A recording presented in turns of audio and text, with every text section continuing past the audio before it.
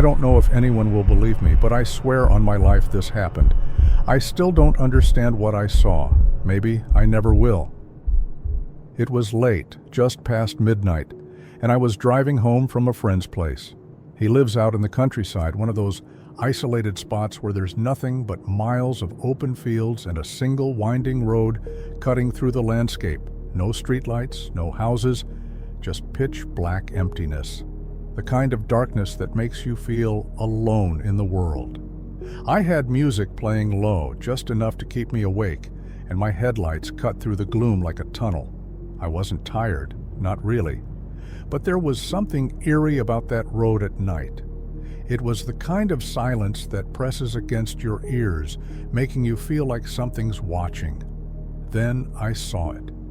At first it just looked like a shape, standing still at the edge of the road, barely visible in my high beams. My first thought was a hitchhiker, but as I got closer, my stomach tightened. They were standing too still.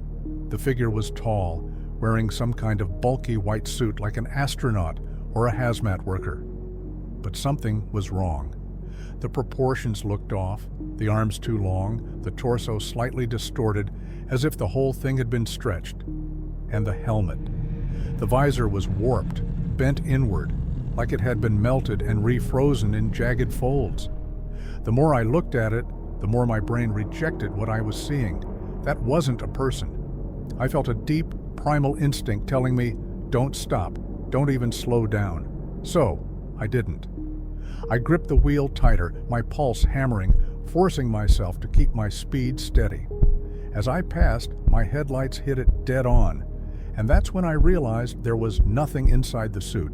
The helmet was hollow, the arms and legs bent slightly, as if something invisible was inside it. But there was no face behind that visor, no skin, no eyes. Just an empty suit, standing perfectly still. Then it moved, not like a person shifting weight. The whole thing jerked forward like it had been pulled by an invisible string. 1 second, it was rooted in place. The next, it had closed 5 feet between us. I nearly lost control of the wheel. I floored it, my heart hammering so hard I thought I'd pass out. My fingers dug into the steering wheel, knuckles white. I didn't check my mirrors. I didn't want to see it behind me. I just drove. And that's when I saw it again. Ahead of me. Standing at the roadside, just as still as before. That wasn't possible. I had just passed it. There was no way it could have gotten ahead of me. I swerved slightly, barely keeping control, my mind racing. Either I was hallucinating, or I had just encountered something that wasn't bound by normal physics. I didn't slow down. I blew past it a second time, but as I did, it turned its head toward me. Not like a normal turn. The movement was wrong, like watching a stop-motion figure being repositioned between frames. 1 second, it was looking straight ahead.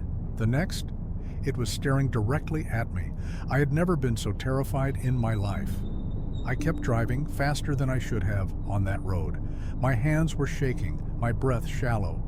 I told myself I'd get home, lock my doors, and pretend this never happened. And then, my car shut off. Every light, every gauge, dead. Like the engine had just decided to stop working all at once.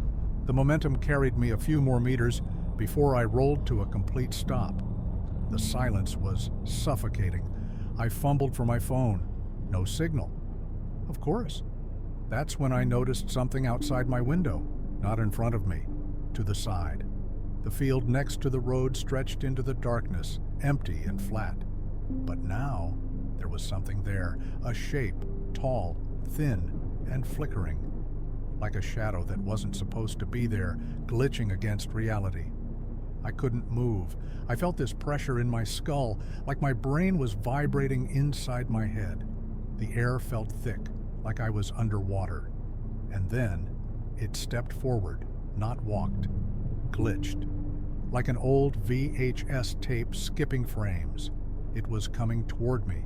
I tried to move, to run, but my limbs felt sluggish, like I was wading through deep water. The thing in the field shuddered, its form flickering in and out of focus. I heard a noise, a high-pitched mechanical whine, like something charging up. Then in my peripheral vision, something shifted in the sky. A dark shape, huge and silent, hovering just above the tree line.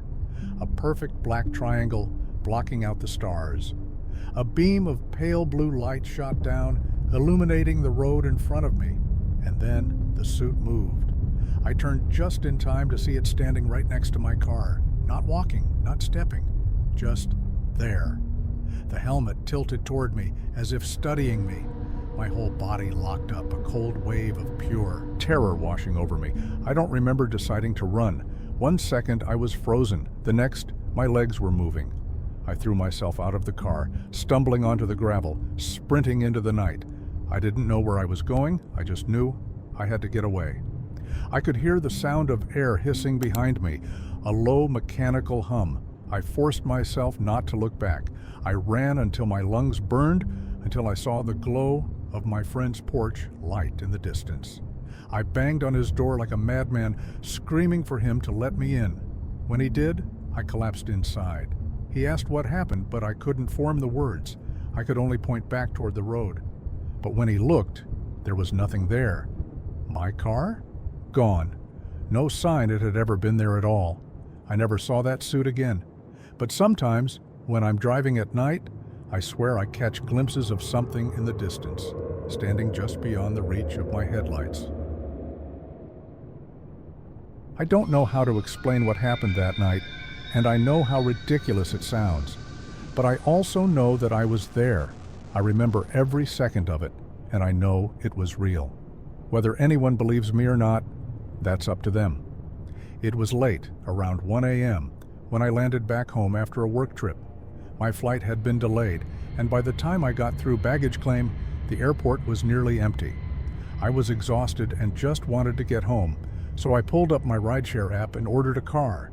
The driver's name was Darren, and the car was a dark blue sedan. The app showed it was just 2 minutes away. When it pulled up to the curb, everything seemed normal. The driver looked a little older, maybe mid-40s, with a shaved head and a plain gray hoodie. He didn't say much, just nodded as I got in and confirmed my destination. I settled in the back seat, glad to be heading home. But the moment we pulled away from the airport, I felt strange.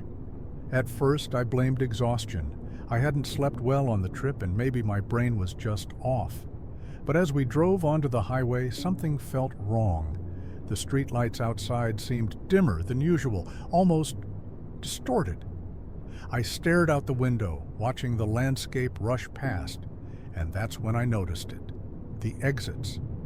We had passed at least 3 already, but something about them wasn't right. Each one looked identical, same broken-down billboard, same flickering street lamp, same lone petrol station in the distance. I thought maybe I was just imagining it. Maybe I'd been on this road before and just never noticed the repetition. But then we passed another one, identical to the last, and then another.